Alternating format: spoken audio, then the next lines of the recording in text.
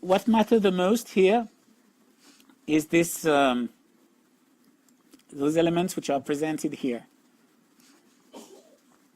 So, you know this company, Polaroid. Maybe your parents had that kind of device, because it was really fantastic to get an instant photography.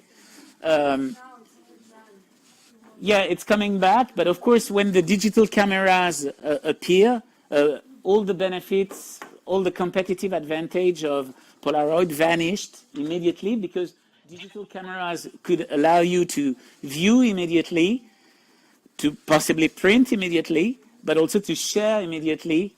And then we were transforming something which was a scarce resource into a digital resource that you could share with anyone. And you know that the digital resources are great because you can share them, but you don't lose anything. It's not like a printed picture. And the problem for them is that they didn't really anticipate what would happen. They were not the only ones. Kodak actually didn't really anticipate the impact. And this is the evolution of their cells. And the orange histogram represents the EBIT. What is the EBIT? Do you know that acronym? EBIT? No one? Yes. Earnings before interest and tax. It is the operating income, because it's before tax and before interest. So it is the operating income. It can be an operating profit or an operating loss. Okay? So it is the income from activity. Okay? So it's a very important indicator in a company. Ouais, je suis embringué dans un truc là. Very often is to calculate, for instance, something which is called, maybe you have ever heard about that expression, operating margin. The operating margin is a ratio which is EBIT over sales. So it is the most classic ratio you calculate when you have an income statement, because you want to compare the sales and your capacity to transform sales into income.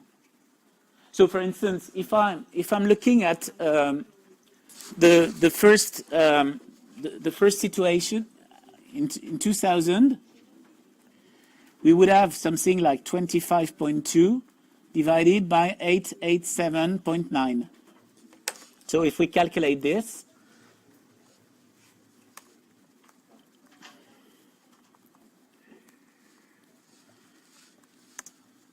you see, this is in fact their operating margin.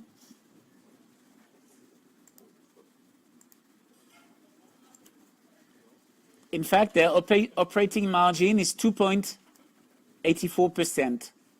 I want you to be able to express that number into natural language. That means when they were selling 100 in the year 2000, they were getting an operating income of 2.84 euros or dollars.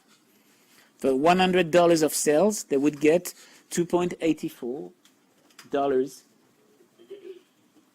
thanks to their activity. That's not much, as you can imagine. No, it's before interest and tax. No, it's not much at all. Sorry? Possibly. But what is really important, of course, is if you take the car makers, like the average car makers, middle quality, they get something like 5 or 6%. Not much, again, if you think that a car is an expensive thing, to realize that they sell a lot, but their ability to transform their sales into profit is relatively limited. So now I want you to look at the text. The text is this.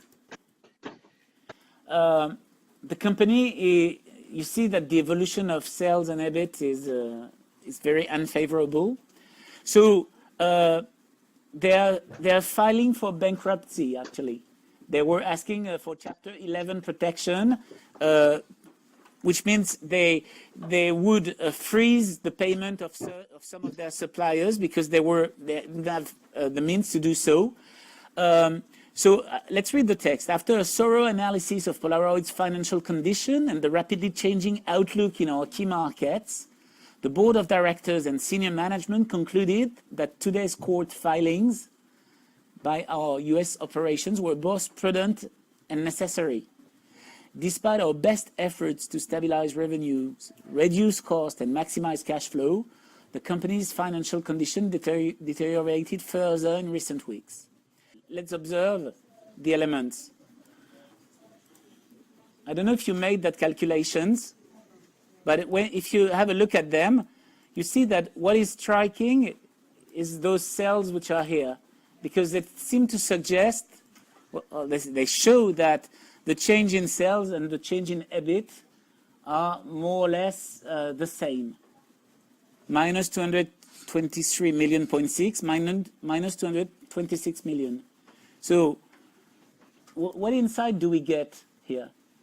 If the income and the sales vary by the same amount, yes, it seems that the fixed costs are more or less, that the costs are more rather fixed, because all the change in sales seem to have been passed on to your income. That means you have subtracted from the new sales almost the same amount of cost as before.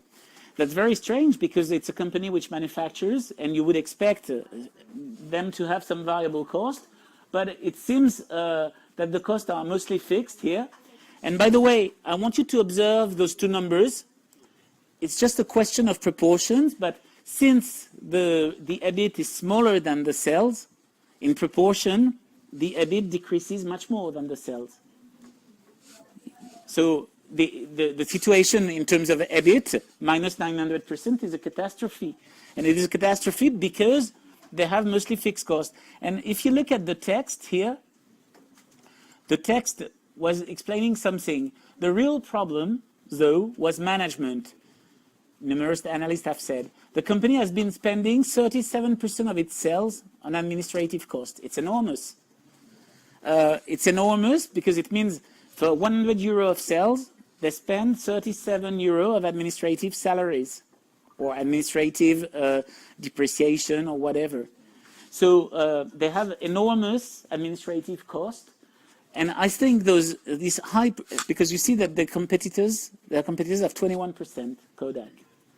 So it seems to me that probably this company was a company which was not so well managed, because they were extremely rich, taking advantage of having a unique offer in the market. There were many people working there, and when the sales went down, they were stuck with a lot of fixed cost, and that probably explains why the percentage is so high, because when you express the fixed costs are fixed, but if the sales go down, the percentage also increases. And note the remark, which is very astonishing. In 1998, it had over 1,000 employees managing the bulk of its business with mass merchants. And those mass merchants represented 20 key accounts. So they had 20 main customer clients, and to manage those 20 clients, they were 1,000. Which is incredible. So people were not working very intensively in that company, and when the sales went down, they were plagued with those fixed costs. Okay.